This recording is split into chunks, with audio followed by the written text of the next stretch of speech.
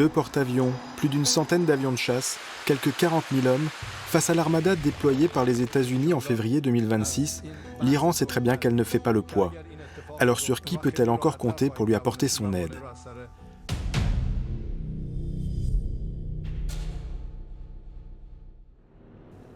On trouvait les alliés historiques de l'Iran dans ce qu'on appelle l'arc chiite, la sphère d'influence de Téhéran, qui allait du Hamas en Palestine à l'Irak, en passant par le Hezbollah au Liban, les Houthis au Yémen et surtout la Syrie d'Al-Assad. Jusqu'à la chute du dictateur en décembre 2024, celle-ci était le principal allié de Téhéran dans la région. Depuis le début de la guerre civile syrienne en 2011, l'Iran a investi massivement dans les infrastructures militaires syriennes pour soutenir le régime. Plus de 30 milliards de dollars que l'Iran ne pourra certainement pas récupérer suite au changement de pouvoir. Le nouveau président syrien, Ahmed al-Shara, a plutôt choisi de tourner le dos au régime des Mollahs, dans le but d'obtenir la levée des sanctions économiques américaines et européennes qui frappaient la Syrie, ce que lui a accordé Donald Trump en mai 2025. L'Iran donc a une relation très diminuée, très affaiblie. Il n'y a pas d'intention d'aller faire la guerre au régime d'Ahmed al-Shara, mais une relation qui a été par le changement de régime de fait rompue, enfin sur le plan stratégique. La Syrie permettait à l'Iran d'écouler sa production, mais aussi de contourner les sanctions internationales pour exporter jusque sur le continent européen. La perte de cet allié lui coupe l'accès à la mer Méditerranée. Autre pays de l'arc chiite, l'Irak. Mais ce pays ne s'est pas relevé de la chute du régime de Saddam Hussein et de l'occupation américaine. Sur le plan religieux, c'est la grande famille chiite au Moyen-Orient. On a des considérations, je dirais, pragmatiques qui prennent le pas aujourd'hui en Irak. D'une part, des années de guerre qui ont quand même usé le potentiel à faire la guerre et notamment à s'engager dans une confrontation avec Israël, ce que les Irakiens ne souhaitent pas. Par ailleurs, on a une reconstruction économique à laquelle tous les acteurs tiennent. Autre allié historique, le Hezbollah au Liban, considéré comme le principal proxy iranien au Moyen-Orient. Celui-ci ressort très affaibli de sa guerre contre Israël.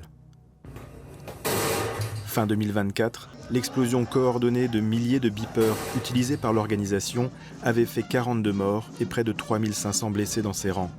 10 jours plus tard, une frappe israélienne tuait son chef, Hassan Nasrallah.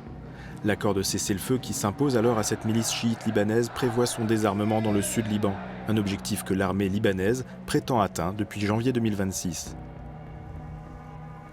Le Hamas, qui contrôlait jusqu'à 2023 la bande de Gaza, est un autre allié historique de Téhéran qui lui apportait un soutien militaire et financier important. La guerre et l'invasion du territoire de Gaza par Tsahal a évidemment fortement affaibli le Hamas. L'Iran soutient également les rebelles houthis du Yémen qui contrôlent une partie de ce pays au sud de la péninsule arabique. Cette milice chiite affronte l'armée yéménite régulière qui est, elle, soutenue par l'Arabie saoudite.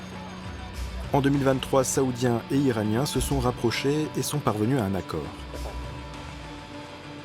D'un certain point de vue, cet accord a fonctionné parce que jusqu'en 2023, les Saoudiens étaient la cible de pas mal de frappes houthis, que ce soit sur leurs côtes, que ce soit les navires saoudiens qui transitaient via la mer Rouge, que ce soit des installations et des infrastructures portuaires ou pétrolières saoudiennes.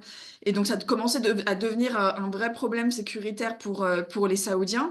Et depuis cet accord avec l'Iran, les Houthis n'ont plus attaqué les intérêts saoudiens de manière directe. Au-delà des alliances historiques avec le Hamas, le Hezbollah, les Houthis, l'Irak et la Syrie, tous désormais très affaiblis, d'autres acteurs ont récemment changé d'attitude vis-à-vis de l'Iran. Ce sont les pays du Golfe, et en particulier justement l'Arabie saoudite.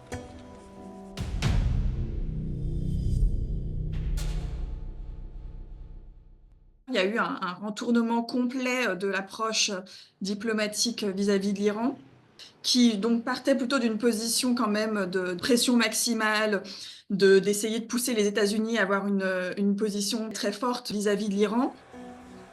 Alors comment expliquer le changement de l'approche diplomatique des pays du Golfe qui étaient jusque-là hostiles à l'Iran ?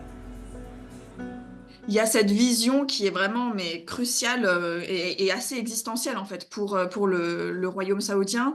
que l'économie, la prospérité économique, le développement de l'économie au-delà des secteurs pétroliers va être crucial pour la stabilité du régime et le développement du royaume dans les décennies qui viennent.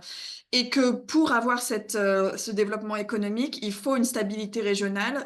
Et donc, il y a vraiment une vocation saoudienne et des autres pays du Golfe d'étendre leur marché à l'ensemble de la région, y compris en fait potentiellement à l'Iran. Les pays du Golfe comptaient jusqu'à présent sur la présence des bases militaires américaines sur leur territoire pour assurer leur sécurité. Mais Donald Trump a été élu sur un programme prônant le désengagement des Américains sur les théâtres d'opérations extérieures. Une éventualité que les pays du Golfe préfèrent anticiper. La décision de prendre en main leur diplomatie par eux-mêmes, de ne pas passer que par les États-Unis et d'avoir leur propre canaux diplomatiques avec l'Iran, c'est un résultat direct de ce sentiment de retrait américain et de volonté de prendre en main leur diplomatie et d'être plus autonome dans leur diplomatie vis-à-vis des US. Mais en même temps, il n'y a pas de naïveté dans cette relation avec l'Iran. L'Iran reste avant tout une menace sécuritaire majeure pour ces pays-là.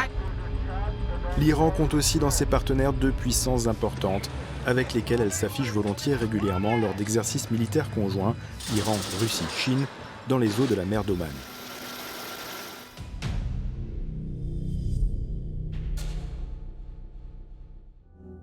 Chine et Russie sont tous deux membres permanents du Conseil de sécurité de l'ONU et disposent donc d'un droit de veto. À ce titre-là, elles peuvent apporter un appui considérable à l'Iran sur le plan international. Les Chinois refusent que de nouveaux paquets de sanctions soient votés contre l'Iran et que les sanctions soient renforcées. Et la Chine, elle a un poids assez important. Et donc, si elle décide de ne pas soutenir ces sanctions internationales-là, ça a un vrai impact. Les pays du Golfe sont quand même plus intéressants que l'Iran aujourd'hui, qui est sous sanctions internationales pour faire du business. Et donc, la Chine, en essayant de trouver cet équilibre-là entre les deux, ne peut pas se permettre d'être trop proche non plus de l'Iran. Côté russe, l'Iran a conclu en janvier 2025 un important partenariat stratégique global dans de nombreux domaines, dont la défense et l'énergie. Vladimir Poutine profite aussi, depuis le début du conflit ukrainien, des drones Shahed iraniens. Mais la Chine et la Russie tiennent aussi à ménager un autre acteur important de la région, Israël.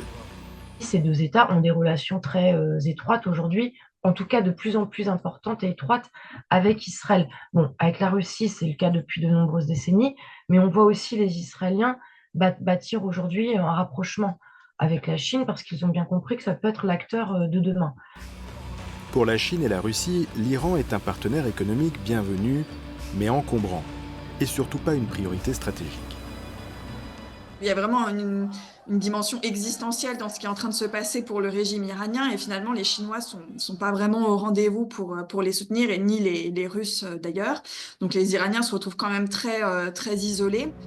Le régime iranien se trouve par ailleurs menacé par la pression de la rue.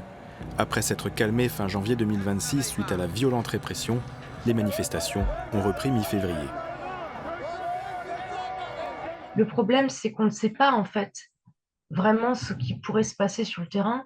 Et à mon avis, si la République islamique s'effondre, on aura cette stratégie finalement du va-tout, plus rien à perdre, une stratégie jusqu'au boutiste, qu'on pourra considérer comme totalement suicidaire, mais qui consistera, oui, à vouloir de toute façon gâcher la fête, si je puis me permettre.